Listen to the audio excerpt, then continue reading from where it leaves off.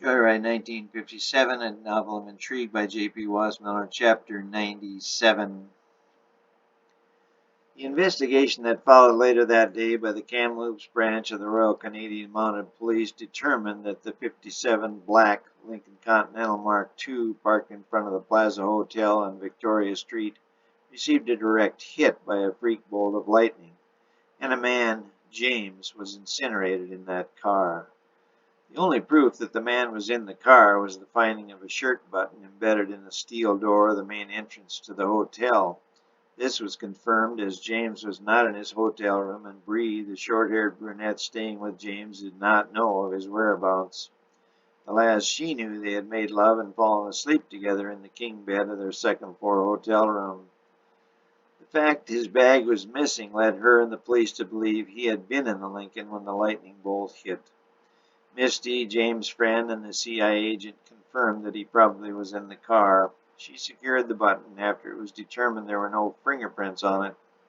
She would take it back to Washington, D.C. and bury it in his empty coffin at the time of his funeral, which would take place a week later.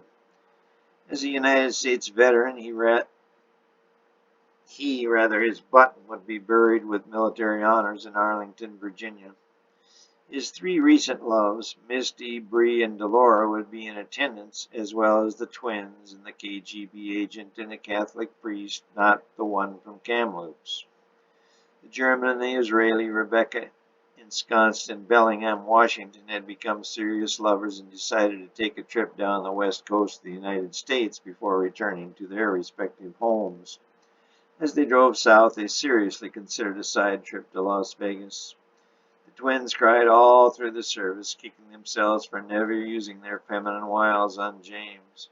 Veronica attended in the company of the New York Times reporter, who was extremely upset that his story on James was being quashed, not only in the United States but all around the world.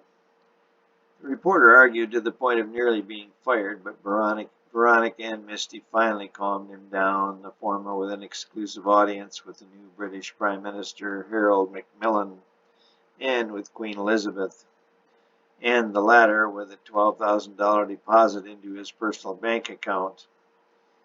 In actual fact, he never met Harold Macmillan or Queen Elizabeth. He held out for a one-week cruise with Veronica on the Queen Mary, and after some haggling with the formidable Misty, this too was approved.